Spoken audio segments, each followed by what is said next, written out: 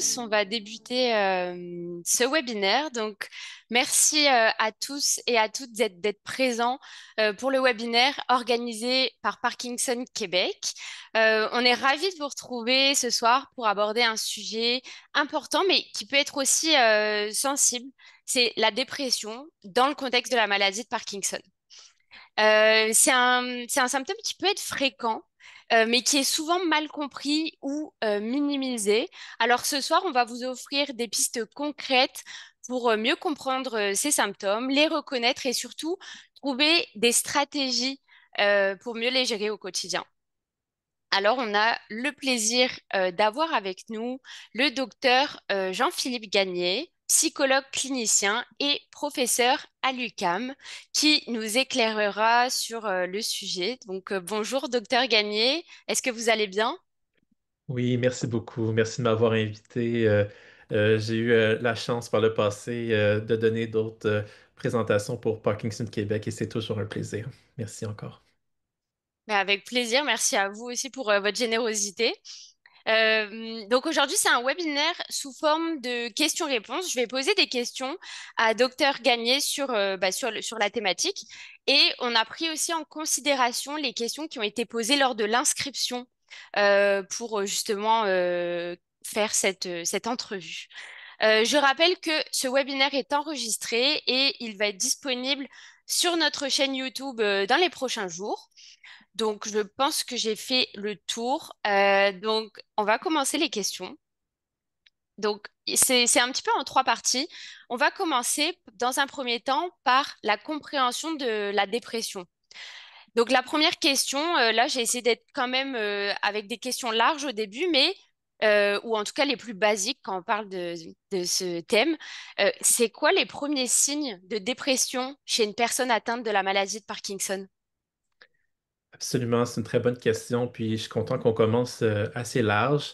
C'est normal que les premiers signes peuvent être un peu plus subtils et pas nécessairement ressembler à ce qu'on imagine dans une dépression classique, là. Donc c'est pour ça que c'est une bonne question à poser.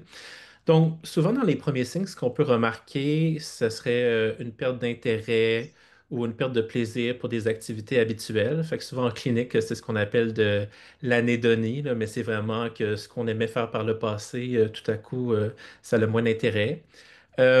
Des fois, c'est pas nécessairement de la tristesse qu'on voit. Tu sais, c'est pour ça que je dis que ça ressemble pas nécessairement à une dépression classique. On peut voir de l'irritabilité qui est inhabituelle, là, un peu moins. Normalement, c'était pas nécessairement dans la présentation du patient ou de l'individu, mais tout à coup, l'irritabilité prend plus de place. Un retrait social là, qui peut se faire graduellement, comme par exemple, ça peut être subtil, comme une tendance à moins parler, moins participer pendant certains échanges. Des fois, la dépression classique ou non, en fait, vient toucher d'autres sphères, hein. Ça peut être un peu plus subtil dans ce sens-là, ou des fois, ça peut être l'alimentation, mais surtout le sommeil, hein. Donc, c'est-à-dire si on voit de l'insomnie ou de l'hypersomnie, c'est-à-dire moins dormir ou plus dormir, là, il y a un peu cette polarité-là là, à la dépression. Ça peut être aussi d'autres exemples de signes précurseurs ou subtils. Puis parfois, ça peut venir toucher à l'énergie, à la perte de concentration. Puis je comprends aussi qu'il y a quand même un chevauchement là, avec d'autres symptômes du Parkinson. Donc, ça peut être un peu subtil en ce sens. Puis c'est tout à fait normal, en fait, qu'on voit, puis c'est même le cas dans la plupart des cas, là, que ces signes là, dont je parle là, de dépression arrivent avant même les symptômes moteurs de la maladie. Donc ça, c'est important à garder en tête. Ça peut être parfois même des années là, avant les symptômes moteurs. Donc ça montre qu'il y a un certain chevauchement en termes des changements chimiques dans le cerveau là, qui impactent autant les symptômes moteurs que la régulation de l'humeur. Justement, là, vous parlez aussi des symptômes moteurs de la maladie de Parkinson. Et comment est-ce qu'on peut distinguer les symptômes physiques liés à la maladie, comme la lenteur, enfin physique et non moteur aussi, euh, de ceux qui sont causés par la dépression? Comment on peut faire la différence entre les deux? Hmm. Ben, très bonne question, mais c'est d'ailleurs l'une des grandes difficultés là, du diagnostic de la dépression dans le contexte du Parkinson. En fait, étant donné le chevauchement. Donc, de part et d'autre, on a des symptômes, comme vous dites, comme la fatigue, la lenteur, mais il y a certaines nuances. Puis je vous dirais, c'est surtout des nuances en termes de contenu cognitif et émotionnel. Donc, c'est-à-dire que peut-être que si c'est vraiment comme le Parkinson pur, là, seul, là, si on veut, on pourrait peut-être entendre un contenu cognitif comme, ben, je veux faire des choses, mais mon corps, il suit pas, ou mon corps, il m'en empêche. Versus si vraiment la dépression vient masquer le tout, on pourrait peut-être plus rentrer dans un contenu cognitif plus justement qui touche à l'anédonie, là, c'est-à-dire, mais j'ai pas vraiment envie de faire des choses ou j'ai envie de rien faire. Donc, justement, la personne, de façon subjective, même souvent, a cette réponse-là. Puis d'autres indices, c'est que ben, c'est pas juste de la fatigue en tant que telle. Tu sais, elle peut être accompagnée par d'autres signes comme de la tristesse, du désespoir, la perte d'intérêt dont je venais de parler. Donc là, c'est comme si ces autres signes-là, encore une fois, qui sont plus comme émotionnels, viennent nous mettre la puce à l'oreille, qu'on parle peut-être plus de dépression ici. Puis évidemment, là, ça peut aller plus loin, là, on va en parler, mais tu sais, s'il y a des suicidaires, etc. Euh, En revanche, si la personne elle reste un peu comme motivée, mais quand même plus freinée physiquement, tu sais, freinée comme par son corps, ben là, il n'y a peut-être pas de dépression là, qui vient teinter le portrait. Là. C'est peut-être les symptômes moteurs là, du Parkinson en tant que tel là, qui jouent le rôle principal. Là. Et il y avait aussi beaucoup de questions sur le fait, est-ce qu'il y a une différence en fait entre une dépression dite classique et une dépression qui est liée à la maladie de Parkinson? Et si oui, en quoi ça se manifeste différemment? Donc, pas nécessairement, mais il peut en avoir. Donc, il peut avoir des différences, il peut avoir certaines nuances. Comme par exemple, quand la dépression apparaît dans un contexte de Parkinson, puis comme je l'ai dit, là, ça peut être même des années avant là, les symptômes moteurs, il peut avoir une composante biologique plus marquée que dans une dépression classique. Donc, dépression classique, on prévoit par exemple qu'il y a eu un stresseur spécifique, qu'il y a eu certaines, certaines situations de vie qui font en sorte qu'il y a moins d'activités valorisantes, versus il y a une composante assez comme purement biologique là, dans le Parkinson. Donc, tu sais, la dépression peut sembler un peu venir de nulle part, tu sais, surtout si c'est des années avant les symptômes moteurs. C'est comme, ben, tu sais, ma vie n'a pas trop changé, j'ai les mêmes habitudes de vie, il n'y a pas nécessairement de stresseur concret, mais tout à coup, des symptômes dépressifs s'installent. Donc, ça, c'est causé en partie par cette diminution, l'impact direct sur certains neurotransmetteurs, en fait, là, qui jouent un rôle dans la dépression, comme la dopamine, par exemple, mais il y a aussi la sérotonine, la noradrénaline, etc. Donc, ça, c'est des neurotransmetteurs qui ont un rôle à jouer dans la régulation des émotions. Puis, plus d'un point de vue clinique, là, si on est un peu moins dans la composante biologique, ben, il y aurait peut-être moins, par exemple, de culpabilité qu'une dépression classique, ou il y aurait peut-être plus un ralentissement, une perte d'élan vital, versus dans une dépression classique, on peut même parler plus comme d'agitation des fois. Euh, il y a des caractères, il y a des traits un peu plus comme anxieux même qui s'installent parfois. Puis des fois, il y a moins d'expression émotionnelle justement à cause de la rigidité motrice ou de la réduction du ton facial. Là. Donc, il peut y avoir un certain chevauchement avec les symptômes moteurs qui font en sorte que justement la dépression a des caractéristiques un peu différentes en ce sens. Donc, il y a des différences cliniques, mais aussi biologiques là, en ce sens. Oui. Et toujours dans la compréhension de la dépression, est-ce qu'il est possible de faire une différence entre dépression et apathie? Et là, je me mets à la place des personnes proches aidantes. C'est quoi les indices pour les distinguer en fait? Ouais, ça c'est vraiment une bonne question parce qu'il y a du chevauchement, ça c'est sûr, là.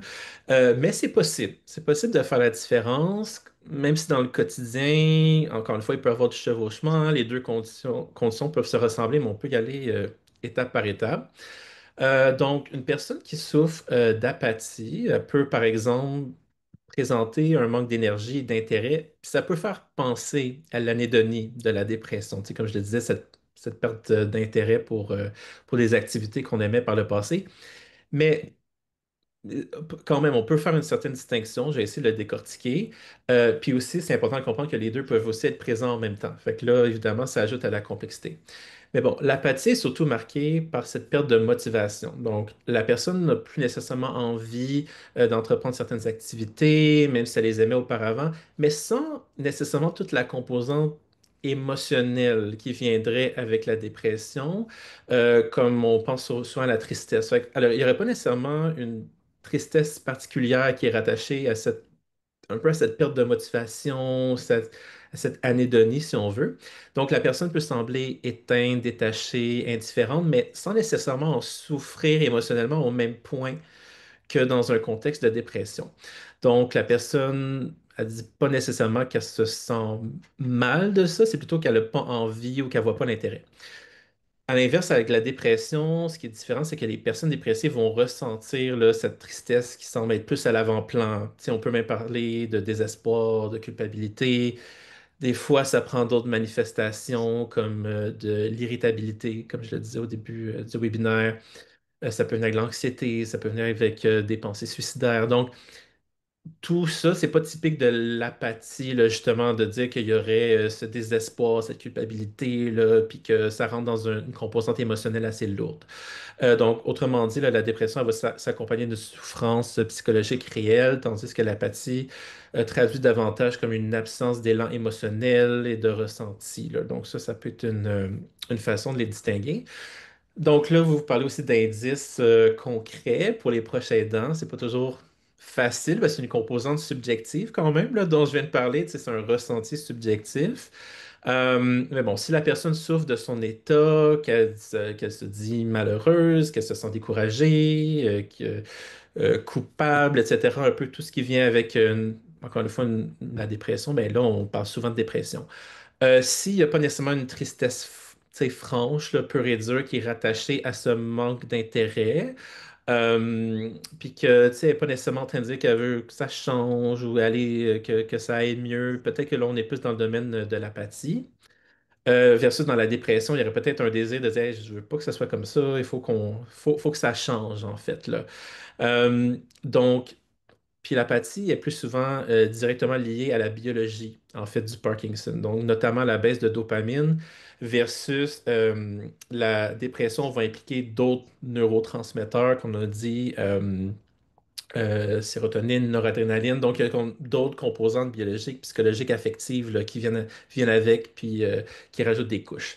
Donc, c'est pour ça que c'est pertinent de quand même faire la distinction d'un point de vue clinique, parce que le traitement peut aussi être plus nuancé. Si c'est vraiment comme une apathie isolée, ben là, des fois, ça répond mieux à un ajustement de médicaments dopaminergiques. Puis des fois, on va dire qu'il y a peut-être des activités structurées, une stimulation graduelle au quotidien. Versus dans la dépression, là, on va peut-être intégrer les antidépresseurs, justement, qui ne viennent pas uniquement cibler la dopamine. Puis là, on parle peut-être plus de psychothérapie, là, d'intervention cognitivo-comportementale, plus que des recommandations au quotidien. Fait que là, tu sais, on essaie de résumer l'apathie. Tu sais, il y a un peu comme la lourdeur émotionnelle est moins présente. Dans la dépression, il y aurait cette souffrance émotionnelle-là avec cette même perte d'envie.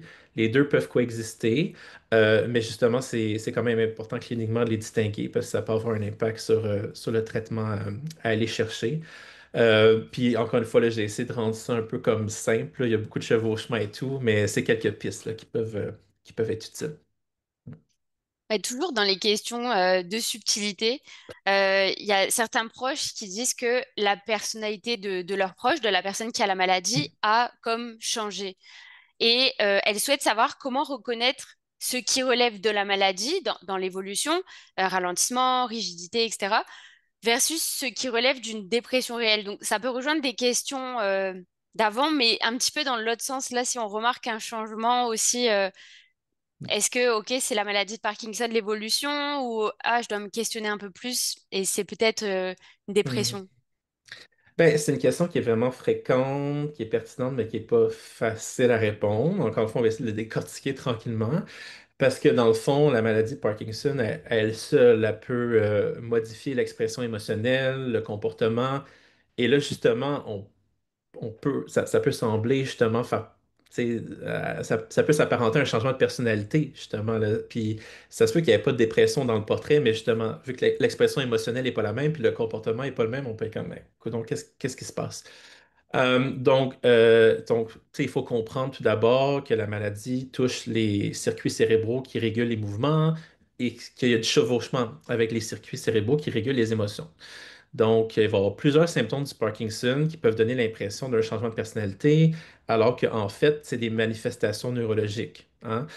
Donc, c'est de là que vient souvent cette question, ben là, s'il y a un changement de personnalité chez l'individu. Donc, par exemple, on peut penser le ralentissement moteur et cognitif, ça fait que la personne va réagir, mettons, plus lentement, elle peut prendre plus de temps à répondre ou à même à exprimer ses émotions.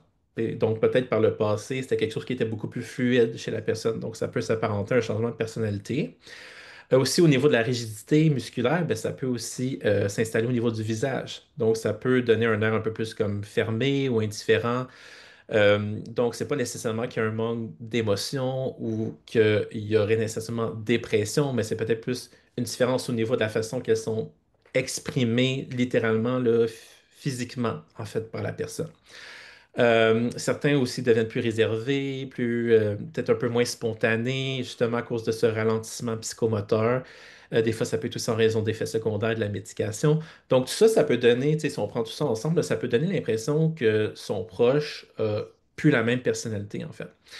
Euh, mais il y a quand même des différences à noter entre ces changements comme d'expression qui sont en lien un peu avec les symptômes moteurs et une dépression réelle, là, comme vous le dites dans la question. Fait que dans une dépression, on retrouve la souffrance subjective, hein, qui va accompagner tout ça. Et ça prend, encore une fois, là, je me répète un peu avec les questions d'avant, mais ça va prendre les mots-clés là, que la personne rapporte que, en plus de tout ça, on va rapporter le découragement, la tristesse, la culpabilité, perte d'espoir, des croyances un peu différentes aux croyances qu'elles avaient par le passé, comme ah, ma vision de moi-même n'est pas la même, je la vois un peu plus, je me vois un peu plus négativement.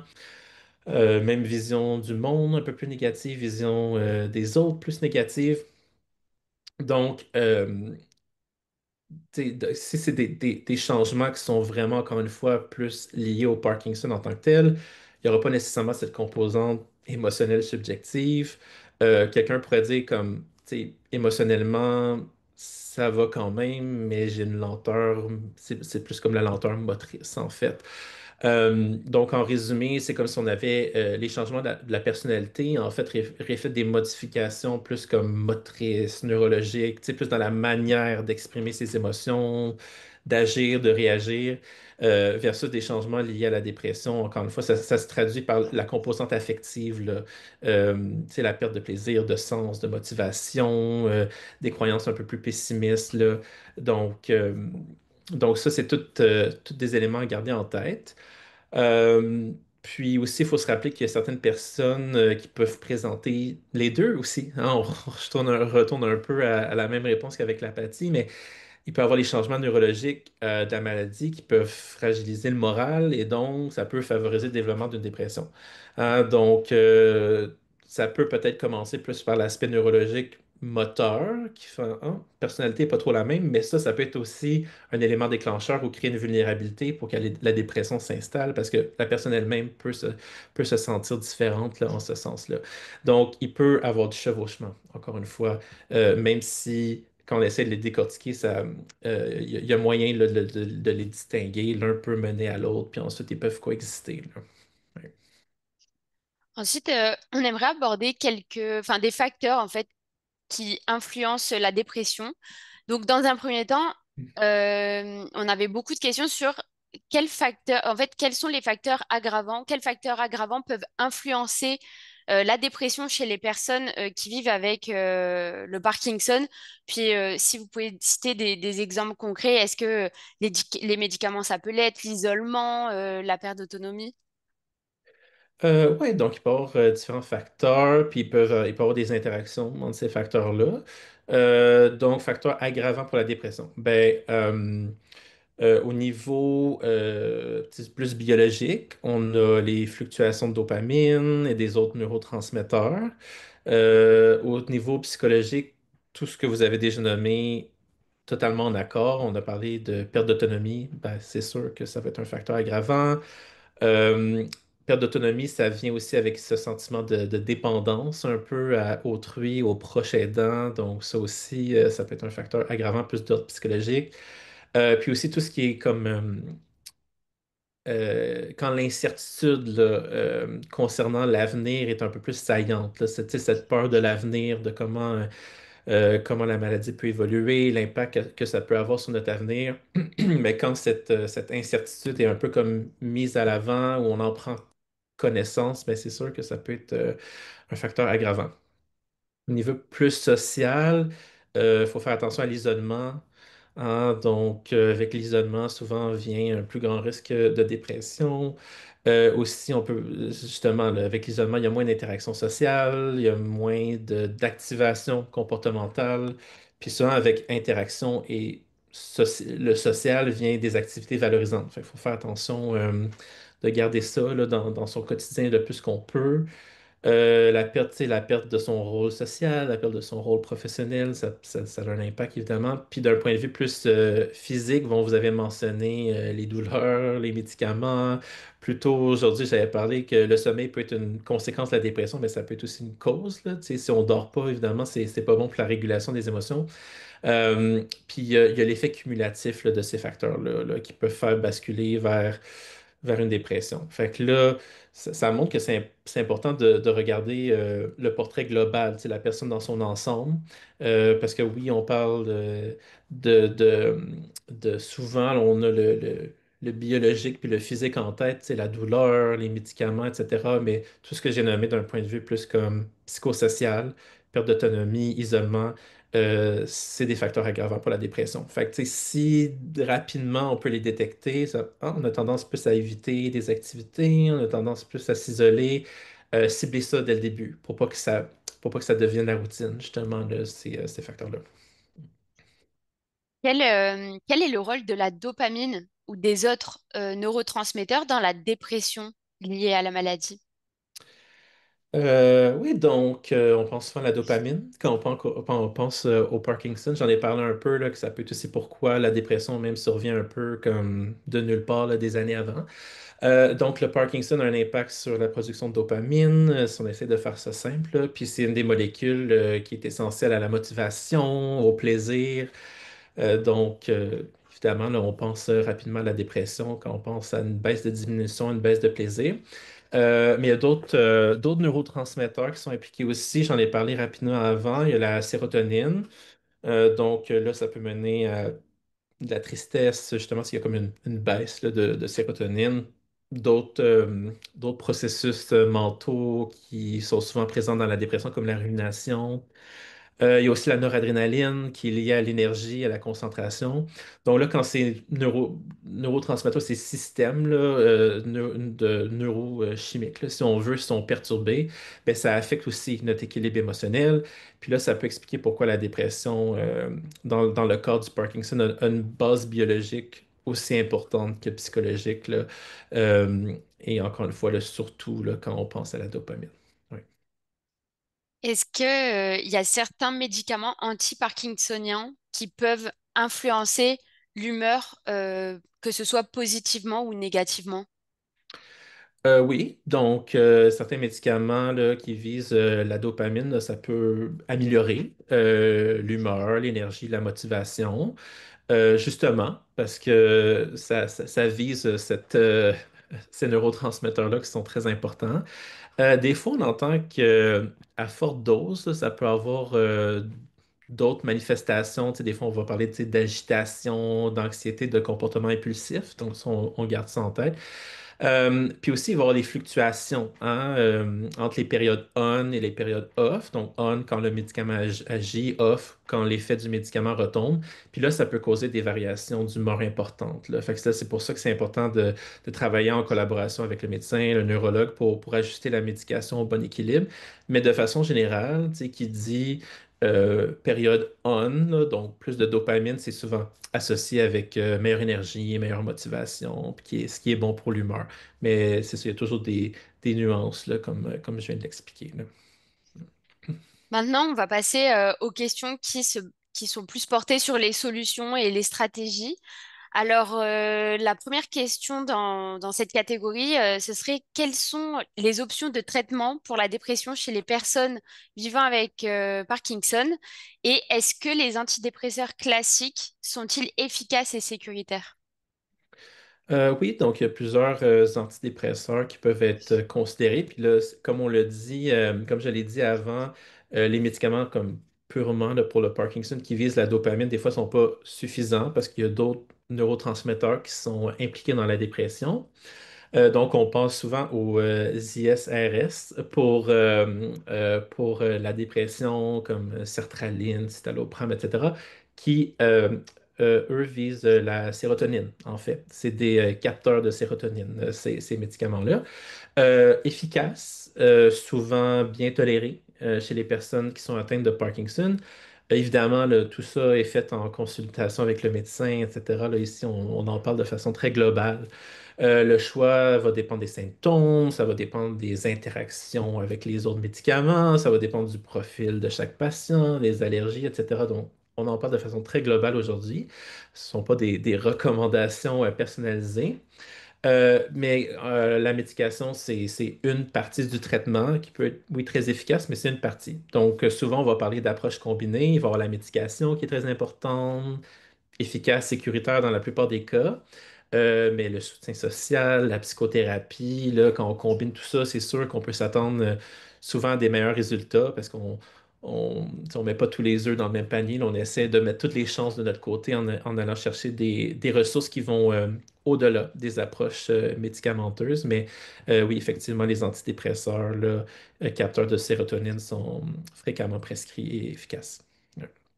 Et justement, est-ce que les traitements non médicamenteux, comme vous avez cité, les psychothérapies, l'activité physique, etc., ont démontré leur efficacité? Oui, absolument. Puis, tu sais, moi, je suis psychologue qui pratique la thérapie cognitivo-comportementale, aussi appelée la TCC, qui serait l'une des approches de choix là, pour, tu sais, on en parle souvent pour l'anxiété, mais aussi pour la dépression, que ce soit en général ou dans un contexte de Parkinson. Donc, je peux vous décortiquer la TCC un peu plus en détail dans quelques secondes, là, étant donné que c'est là où c'est mon expertise. Mais bon, la TCC, c'est un exemple, tu sais, ça aide à sortir du cercle vicieux du découragement, ça aide à redonner un sentiment de contrôle, mais aussi ça peut être d'autres approches comme de l'activité physique qui est entièrement adaptée, tu sais, ça peut augmenter la dopamine et la sérotonine de façon plus naturelle. Des fois, on encourage des trucs plus au quotidien comme stimulation sociale, n'hésitez pas à aller vers des gens, parler, échanger, tu sais. Ça aussi, ça peut être un antidépresseur plus naturel. Encore une fois, des fois, des changements au quotidien, là, ça peut quand même faire une grosse différence. Une marche quotidienne, une activité artistique, ça peut vraiment avoir un effet thérapeutique. Encore une fois, celle qui est plus l'approche psychothérapeutique là, qui est étudiée de façon scientifique là, dans la littérature de façon plus rigoureuse, ça reste la TCC, la thérapie cognitivo-comportementale peut avoir plusieurs composantes. D'un point de vue plus comportemental, justement, on pense à l'activation comportementale. Donc ici, l'idée, c'est de réactiver graduellement les comportements qui procurent un sens, au moins, ou un minimum de sens, ou un minimum de plaisir, même si la motivation n'est pas encore là. Fait que souvent, quand on va faire de l'activation comportementale, qui, comme je le dis encore, là, est de la composante plus comportementale de la TCC, on va essayer d'expliquer que souvent, c'est que l'action précède la motivation. Donc, plus on bouge, plus on se réactive, plus l'énergie et la motivation vont suivre. Versus des fois, on tombe dans le panneau inverse. Tu sais, on attend un peu que la motivation revienne, que l'anédonie disparaisse avant de dire, OK, là, quand je me sentirai mieux, quand j'aurai la motivation, je ferai une activité. Souvent, en activation comportementale, on explique que c'est l'inverse, hein. On va tranquillement, graduellement essayer de rapporter là, des activités à son quotidien. Puis là, souvent, on voit qu'il y a un effet boule de neige, là, que la motivation et l'humeur reprend là, graduellement. Fait que ça, c'est important à garder ça en tête. Puis autant dans un contexte de dépression classique que dans le cadre dans notre cadre de Parkinson. D'un point de vue un peu plus cognitif, en TCC, on pense souvent à la restructuration cognitive, c'est-à-dire d'aller travailler plus les pensées. Euh, Par exemple, on pourrait avoir un individu qui vient en clinique qui dit qu'il a souvent des pensées comme ah, je suis un fardeau pour ma famille, je ne sers plus à grand-chose, etc. Puis là, on veut aller voir, OK, wow, est-ce que c'est vraiment une réflexion à 100% de la réalité ou est-ce qu'il y a comme une espèce de, une autre façon de penser qui serait un peu plus réaliste? Est-ce qu'il y a comme une distorsion là, dans cette pensée automatique-là? Fait que des fois, on va avoir tendance à avoir des pensées comme qui sont un peu plus dans les extrêmes, comme du tout ou rien. Tu sais, si c'est pas parfait, c'est un échec. Si je fais plus exactement ce que je faisais avant, ben là, je suis devenu un fardeau de façon complète. C'est comme si on s'étiquetait de façon globale, là, puis on voit plus vraiment les nuances. Fait qu'on va aider à reformuler ce type de pensée-là en collaboration pour aller chercher les nuances. Donc, on n'essaie pas de la rendre de façon artificiellement positive. Là, c'est vraiment pas notre objectif, c'est plus de retrouver cet équilibre-là. Comme par exemple, ben, oui, j'ai besoin d'aide pour certaines choses, c'est normal, étant donné la maladie. En même temps, j'essaie de contribuer à ma façon, j'essaie d'être présent le mieux que je peux, d'utiliser l'humour, etc. Donc, c'est encore une fois, c'est d'aller voir, OK, dans le quotidien, qu'est-ce qui est plus une réflexion de la réalité plutôt que de prendre nos pensées automatiques euh, un peu comme d'une réalité, là. Tu sais, il faut un peu créer une distance là, entre ses pensées et soi-même. Donc, ça, c'est quelque chose qu'on peut faire en TCC. Puis encore une fois, ici, c'est plus qu'on en parle de façon globale, là. Je ne dis pas que ça s'applique à chaque personne qui nous écoute ou c'est vraiment plus pour donner des pistes quant à cette approche thérapeutique-là. Puis un autre type de stratégie qui, elle, est un chevauchement entre l'aspect plus comportemental et l'aspect plus cognitif. C'est une stratégie qu'on appelle l'expérience comportementale. Donc, par exemple, un individu peut vraiment croire qu'il est, par exemple, plus capable d'aller à l'épicerie seul. C'est comme, il dit, ah, il y a des prédictions très claires, là, comme ah, je vais forcément geler sur place ou tout le monde va me juger, etc. Donc, ce qu'on peut faire en thérapie, c'est un peu comme créer en collaboration une expérience, là, une petite expérience d'une fois, mettons où on peut dire qu'on va y aller graduellement, puis on va pouvoir tester cette prédiction-là, tester cette croyance-là, plutôt de juste vivre sa vie au quotidien avec la présomption qui est vraie, en fait. Donc, on peut dire qu'on peut peut-être commencer à aller à l'épicerie avec un proche, on peut rester un certain nombre de minutes, on peut observer qu'est-ce qui se passe. Puis après l'expérience, justement, on peut en discuter. Est-ce que on va remettre sur la table la croyance initiale ou la prédiction, voir est-ce que tous les éléments se sont vraiment passés tels qu'on l'avait prédit? Ou est-ce qu'il y a des nouveaux apprentissages qui se sont faits? Comment est-ce qu'on s'est senti, etc. Puis souvent, on réalise peut-être qu'on a plus de contrôle ou de tolérance qu'on pensait. Puis ça peut venir réajuster la croyance initiale, puis on peut bâtir sur cette expérience-là, sur ces apprentissages-là pour en faire d'autres tranquillement. Justement, ça peut être de l'activation comportementale, ça peut être de la restructuration cognitive, ça peut être un mélange des deux avec des petites expériences comme ça. Donc là, d'un point de vue TCC, comme je l'ai dit, qui est mon expertise, là, c'est des exemples de ce qu'on ferait en thérapie. Puis il y a souvent là, du chevauchement là, pour l'anxiété qu'on peut aussi utiliser des stratégies similaires, aller voir les pensées, aller voir l'évitement, faire des petites expériences comme ça qui peuvent être aidantes pour la personne qui souffre de dépression et ou d'anxiété dans un contexte de Parkinson. Quelles stratégies du quotidien peuvent aider justement à prévenir ou atténuer les symptômes dépressifs, comme une routine, est-ce qu'il y a une activité, est-ce que vous avez des exemples de stratégies concrètes, mais du Ouais. quotidien? Oui, donc ben, justement, souvent, quand on fait de l'activation comportementale, donc de la composante comportementale de la TCC, au début, ça va surtout ressembler à ça. C'est-à-dire qu'on va privilégier des stratégies qui peuvent être intégrées au quotidien de la personne, justement parce que qui dit quotidien dit répétition, stabilité, puis après, on peut bâtir là-dessus. Donc vraiment, ce qu'on doit garder en tête, c'est par exemple avoir une routine stable. Puis ça peut inclure les horaires en lien avec les repas, le sommeil, différentes activités. Vraiment, là, qui dit stabilité, dit euh, tu sais, psychologie plus stable également. Là, c'est bon d'avoir des éléments prévisibles là, dans son quotidien, qu'on soit déprimé ou pas, là. Aussi, planifier des petits plaisirs concrets chaque jour, même si, justement, comme je le disais tantôt, même si la motivation n'est pas la même qu'elle était par le passé, ou même si on a un peu cet aspect de prédiction que oh, mais ça va pas me faire sentir avec le même niveau de plaisir que ça me faisait sentir auparavant. Tu sais, on ne veut pas être trop dans ce jugement-là, puis quand même avoir, tu sais, quand même essayer l'activité malgré tout. Donc, des petites activités au plaisir concret, ça pourrait être comme écouter une certaine musique qu'on aimait par le passé, prendre le temps d'appeler un ami ou parler à un ami, même si la motivation n'y est pas, essayer de sortir dehors, etc. Encore une fois, l'action précède la motivation.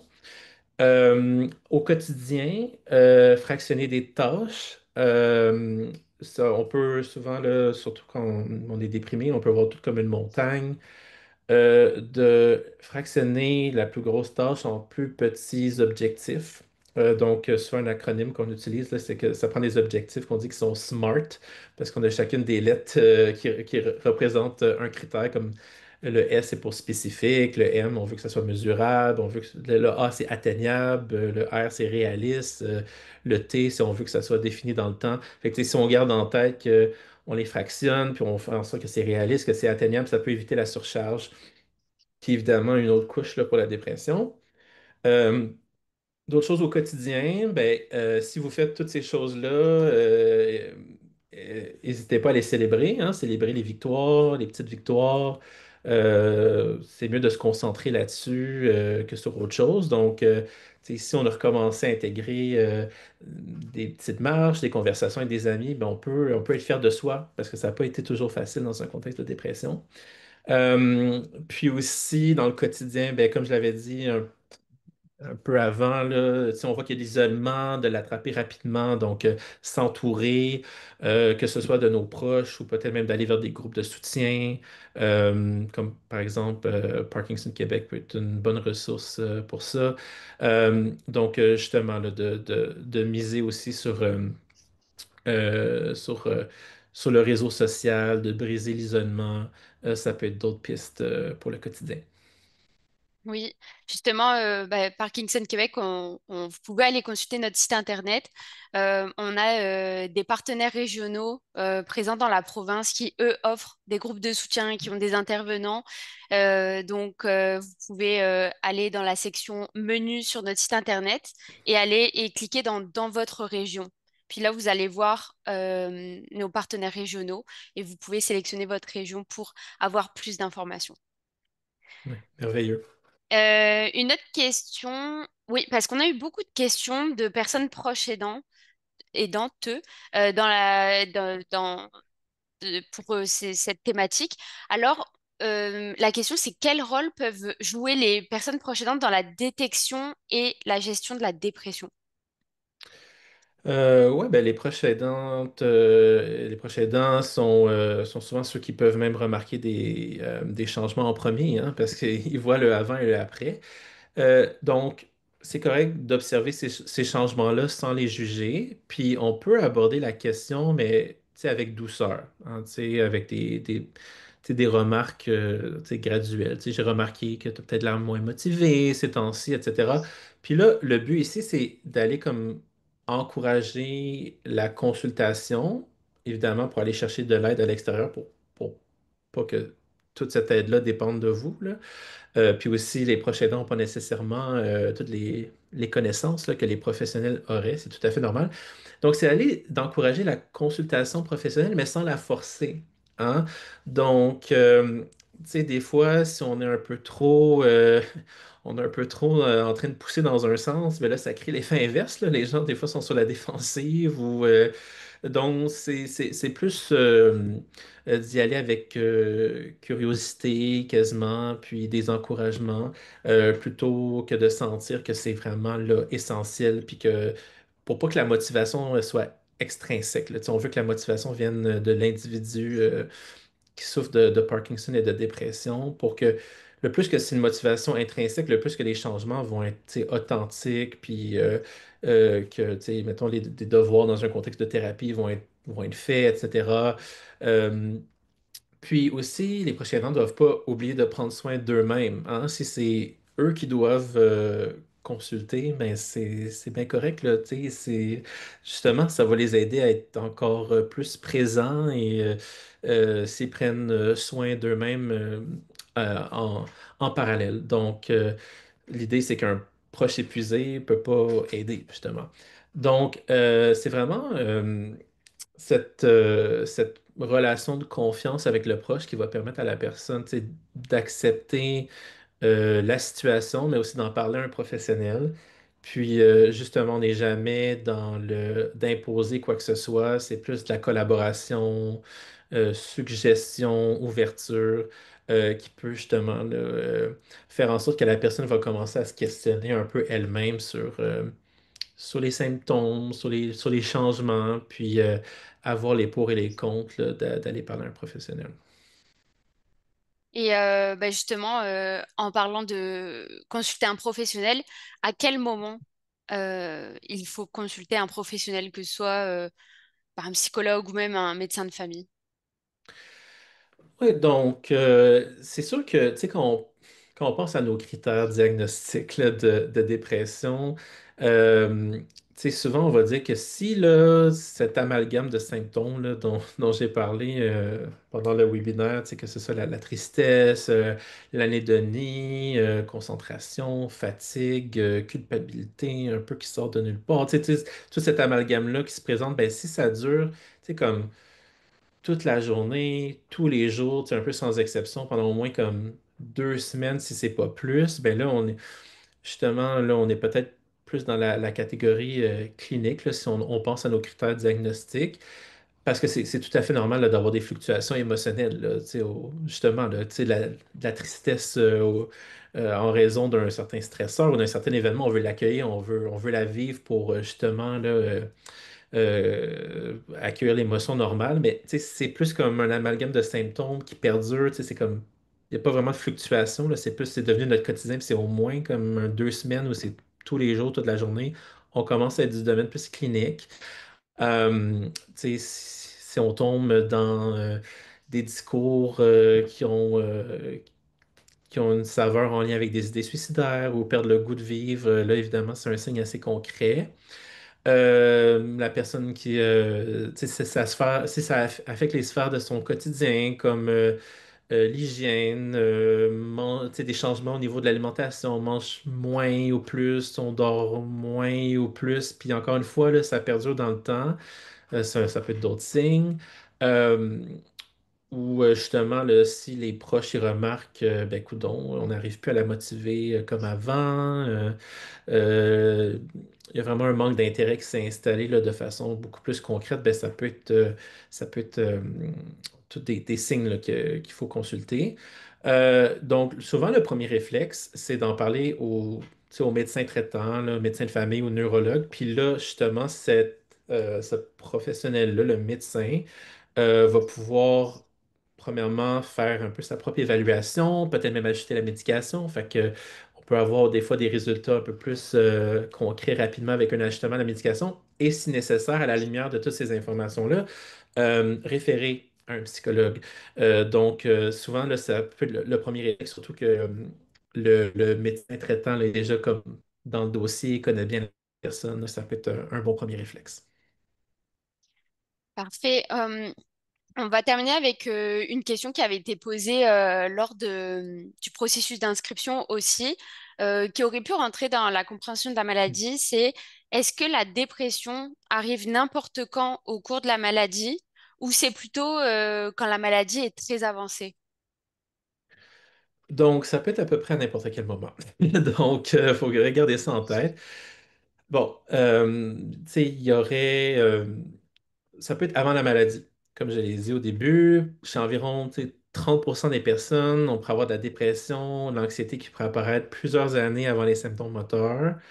C'est pas une coïncidence. Il y a un chevauchement avec les processus biologiques précoces de la maladie, comme je l'ai expliqué avant.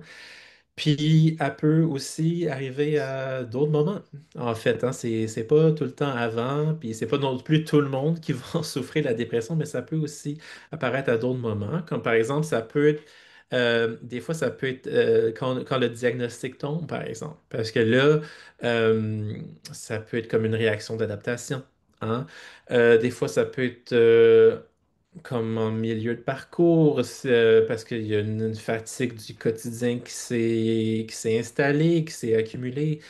Des fois, ça peut être beaucoup plus tard quand la maladie est très avancée, parce qu'on peut parler que ça coïncide avec la perte d'autonomie qui devient plus importante. Donc, vraiment, étant donné que ça peut arriver un peu comme à n'importe quel moment, comme je l'explique, l'important, c'est vraiment de la reconnaître tôt. Fait que c'est pour ça qu'on fait le webinaire aujourd'hui, c'est pour apprendre à détecter les signes, parce que le plus qu'on agit rapidement, le plus qu'on peut avoir des résultats. Puis ces signes-là sont importants parce que tu sais, 30 à 50% là, de gens vivant avec le Parkinson qui vont avoir une certaine manifestation là, de symptômes dépressifs. Donc, tout ce dont on a parlé aujourd'hui, là, ça reste important à garder en tête, là. Excellent. Ben, merci à toutes et à tous pour votre présence à ce webinaire. On a couvert les questions qui avaient été posées lors de l'inscription. Puis un immense merci ben, à vous, docteur Gagné, pour vos explications et pour votre générosité aussi. Alors, on espère que vous repartez avec une meilleure compréhension de la dépression, puis des outils concrets, un peu plus de clarté. Vous allez recevoir un courriel prochainement, là, après le webinaire, avec un court questionnaire pour donner votre avis, mais aussi avec quelques ressources que j'ai intégrées. Alors, sur ce, je vous souhaite une belle fin de soirée. Merci beaucoup. Merci. Au revoir. Au revoir.